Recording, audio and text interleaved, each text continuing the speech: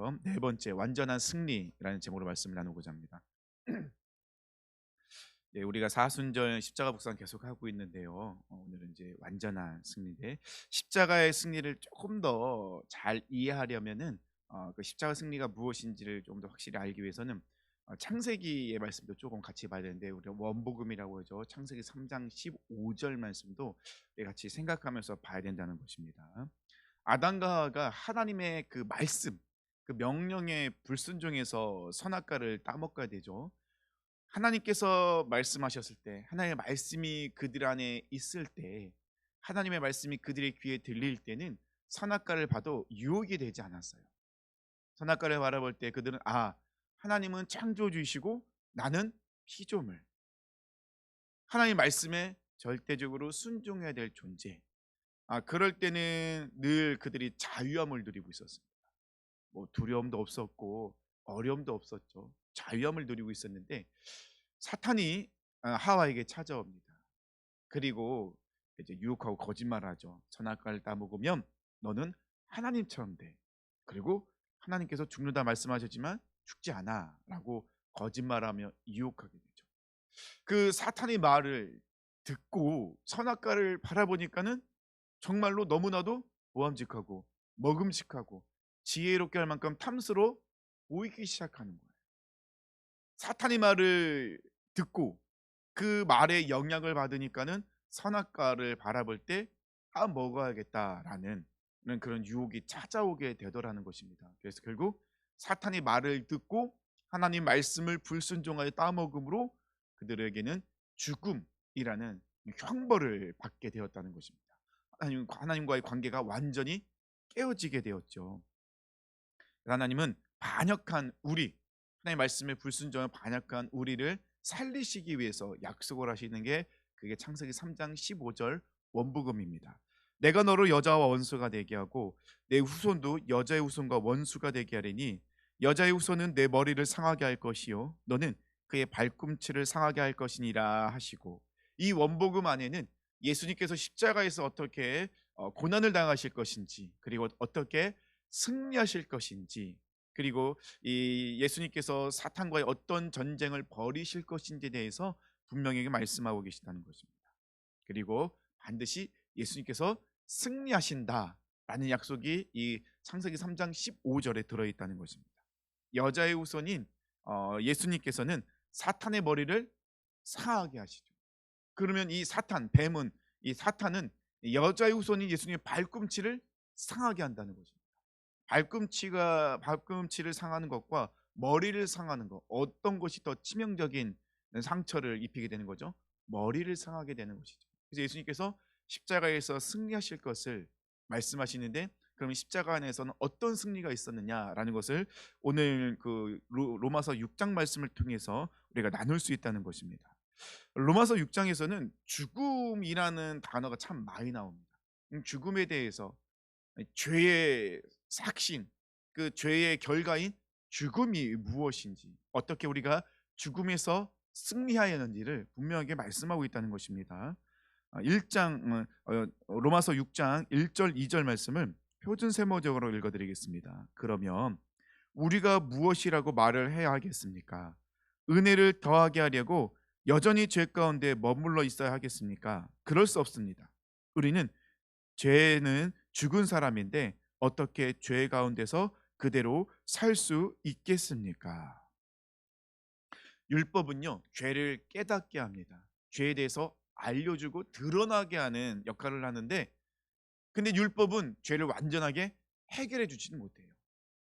한번 죄를 지었어요. 율법 때문에 죄를 깨달았어요. 그 다음에는 죄를 해결할 수가 없는 거예요. 율법은 죄에 대해서는 반드시 형벌을 받아야 된다까지는 이야기하는데, 죄를 해결할 수 있는 해결책까지는 할 수 없는 그런 한계가 있었다는 것입니다. 그런데 어떤 사람들이 하나님의 은혜를 받기 위해서, 은혜가 더해지기 위해서는 죄 가운데 있어야 된다는 말도 안 되는 소리를 하고 있다는 것입니다.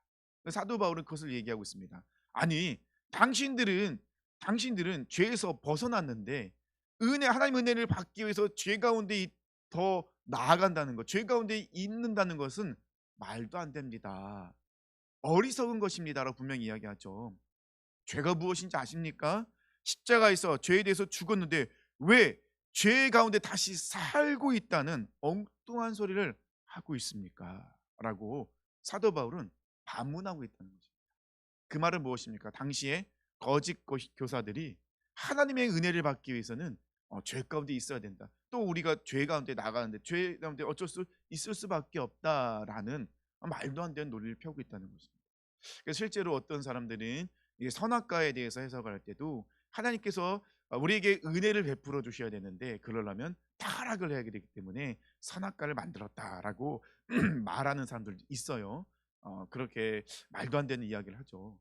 하나님이 전능하신 하나님이 은혜를 베푸시는데 우리가 왜 죄 가운데 나갑니까? 우리가 죄 없어도 하나님 우리에게 은혜를 내려주시고 우리 삶을 이끌어 가시는 분이시잖아요. 사도 바울은 분명하게 이야기하고 있습니다. 그러면서 세례를 가지고 예를 들고 있죠. 세례라는 것은 무엇입니까? 내가 죽고 예수로 산다는 것을 많은 사람들 앞에서 보여주는, 예표하는 그런 증표이기도 한다는 것입니다. 세례를 받는 조건은 딱 하나밖에 없어요. 무엇입니까? 나는 죄인임을 인정하고 예수님은 나의 구원자이시며 예수님은 나의 주인이십니다. 예수님을 통하여 나는 죄에서 해방되어 죄의 노예가 아닌 하나님의 자녀가 되는 권세를 누리게 되었습니다라는 예수님을 통하여 예수님 십자가를 통하여 나는 죄인이 아닌 하나님의 자녀가 되었습니다라는 것을 고백하는 것이 이 세례라는 것입니다. 지금 우리는 세례를 베풀지만 이 당시에는 침례를 베풀었죠. 그래서 강에 가서 이제 침례를 베푸게 되는데 침례라는 것은 어떻게 되는 것입니까? 물에 잠기게 된다는 것입니다. 물에 잠겼을 때는 죄에 대해서는 죽었다는, 예수님이 십자가에서 그 죄에 대해서 죽으신 것처럼 나도 죄에 대해서는 물에 잠기는 순간 죽었습니다. 근데 예수님은 죄에 대해 죽음으로 끝나지 않으시죠. 다시 의롭게 부활하시잖아요. 그래서 다시 건짐을 받는 사건을 통해서 예수님처럼 나도 의롭게 부활할 되었습니다. 건짐을 받았습니다라는 것이 이 세례의 진정한 의미라는 것입니다. 하나님께서 이스라엘 백성들이 가장 먼저 세례를 베푸시죠. 그 세례 사건이 바로 홍해 도화 사건입니다. 이스라엘 백성들이 단번에 이 홍해 바다로 들어간 사건이 바로 세례 사건이라는 것입니다. 홍해 바다 사건은 다 아시겠지만은 그냥 물이 이렇게 갈라졌을 때 길이 만들어진 것이 그냥 물이 좌우로 갈라진 것이 아니죠. 이 물이 벽을 이루었습니다. 분명히 성경에 나와 있죠. 그리고 그 물 사이로 이스라엘 백성들이 마른 땅으로 건너게 되었죠. 그래서 이스라엘 백성들은 마른 땅으로 물 사이를 건너게 되지만은 실제적으로 그들은 물 속으로 들어가게 된 것입니다. 그리고 그들은 물 속으로 들어갔지만 죽지 않았죠. 다시 반대편에서는 나왔다는 것입니다. 물 밖으로 나왔죠.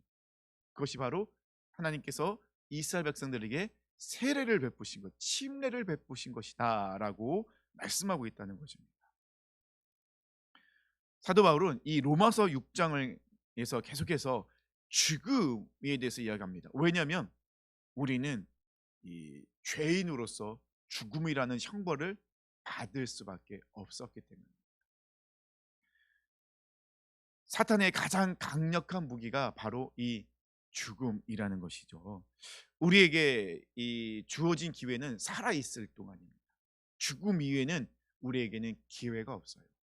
살아 있을 동안 하나님 계속해서 우리에게 기회를 주십니다. 하지만 죽음 이후에는 후회해도 소용이 없다는 것입니다. 그러니까 누가복음 16장에 이 거지 나사로와 부자에 대해서 나오잖아요. 그들에게는 살아 있을 동안 기회가 되지만 부자가 죽음 이후에는 기회를 얻지 못해요. 사단의 가장 강력한 무기는 이 죽음이라는 것입니다.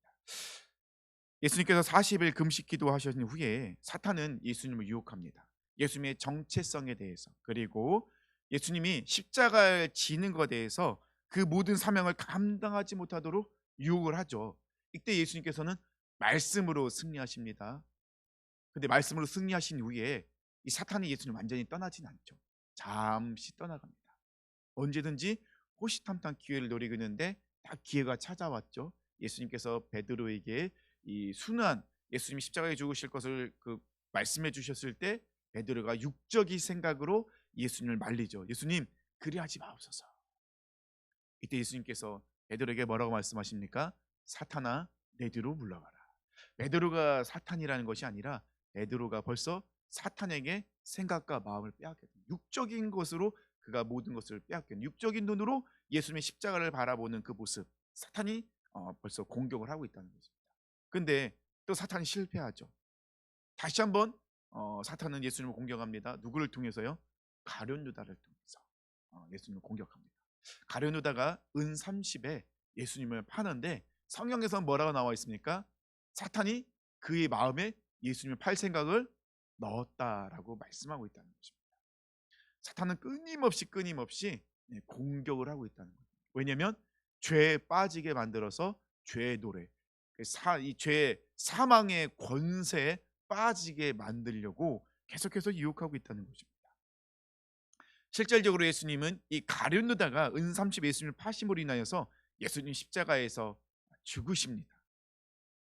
창세기 3장 15절에 나오는 원복음처럼 사탄이, 여자의 후손이 예수님의 발꿈치를 상하게 했죠.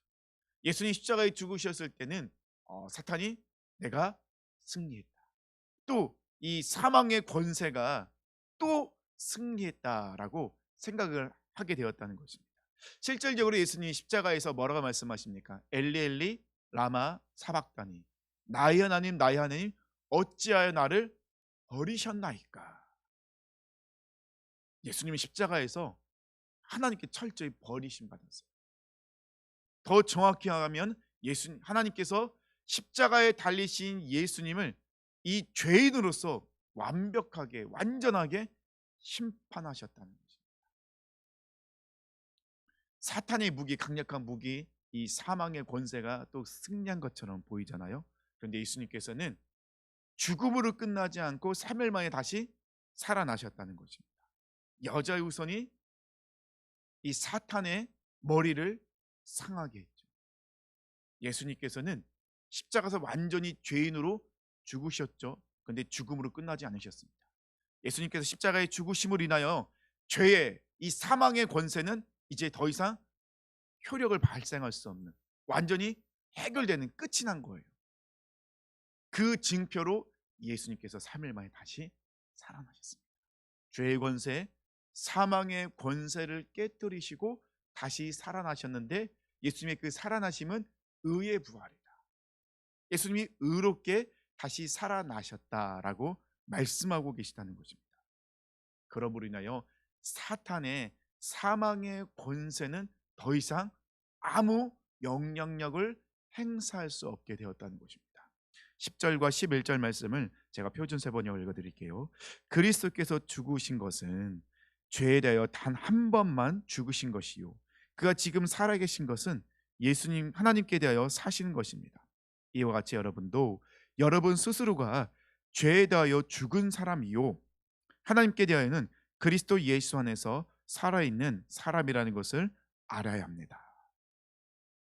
하나님께서 말씀하셨던 이 구원의 약속의 말씀이 예수님께서 십자가에 죽으시고 다시 살아나시는 그 사건을 통해 완벽하게 일어났다는 거죠. 예수님은요, 매일 죽지 않으세요. 예수님은 십자가 안에서 단 한 번만 완벽하게 죄에 대해서 심판받아 죽으셨습니다. 그리고 다시 살아나셨다는 것입니다. 예수님께서 십자가에서 완벽하게 승리를 이루셨다는 것입니다. 사도 바울은 지금 뭐라고 얘기하고 있습니까? 당신들도 예수님 같이 십자가에 죽었습니다. 죄에 대해서 죽었습니다. 죽은 것은 끝났나요? 아니죠. 예수님께서 살아나신 것처럼 당신들도 살아났습니다. 그런데 왜 여전히 죄의 노예처럼 살아가고 있습니까? 실질적으로 사도 바울은 이 말을 이렇게 할 수 있었던 것은 자기가 직접 경험했거든요. 사도행전에 보니까요, 사도 바울이 이제 복음을 전하러 다닐 때 이 악기 들린 사람이, 이 악기가 사도 바울에 대해서 고백을 합니다. 사도행전 19장 15절이죠. 마귀가 대답하여 이르되 내가 예수도 알고 바울도 알거니와 너희는 누구냐 하며. 사도 바울이 그런 능력을 행할 수 있었던 거, 이유는 단 하나밖에 없어요. 그가 십자가에서 죽음으로 인하여 예수의 영으로 충만하게 되니 이 사탄도 이 귀신들도 사도 바울을 보면 꼼짝하지 못하는 거예요. 왜요? 그에게는 더 이상 사망의 권세가 없기 때문에.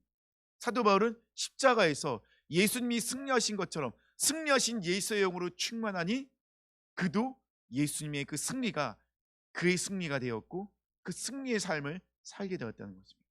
갈라디아서 2장 20절 말씀 사도 바울이 고백합니다. 내가 그리스도와 함께 십자가에 못 박혔나니 그런즉 이제는 내가 사는 것이 아니요 오직 내 안에 그리스도께서 사시는 것이라. 이제 내가 육체 가운데 사는 것은 나를 사랑하사 나를 위하여 자기 자신을 버리신 하나님의 아들을 믿는 믿음 안에서 사는 것이라. 사도 바울은 예수님이 십자가에 승리하셨던 그 승리가 내 승리입니다라고 고백하고 있다는 거죠. 그래서 사단이 더 이상 사도 바울에게 어떤 영향력도 행사할 수 없다라고 사도 바울은 분명하게 선포하며 나갑니다. 예수님 십자가를 지시기 전까지는 사탄은 호시탐탐 예수님을 노리고 있었어요. 예수님을 넘어뜨리기 위해서. 하지만 십자가에서 예수님이 완벽하게 승리하신 이후에는 사탄은 예수님께 더 이상 어떤 것도 할 수 없었어요. 유혹도 할 수 없고 사탄은 이제는 법적으로 하나님께서 땅땅땅 선포하셨거든요. 사탄의 사망의 권세는 완전히 깨어졌다. 그래서 구원받는 자들에게 십자가는 하나님의 능력이 되는 거죠. 이것을 알지 못하는 자들은 십자가는 멸망당하는 자에게는 미련한 것이 되는 것이죠. 사랑하는 성도님들, 우리는 십자가에서 승리할 것입니다가 아니라 승리했습니다. 믿음으로 선포하며 나가라는 것이죠. 십자가는 완전한 승리입니다. 하지만 여전히 우리가 세상 속에 살아가다 보니 많은 유혹도 있고 어려움도 있습니다. 그래서 사도 바울은 이야기합니다.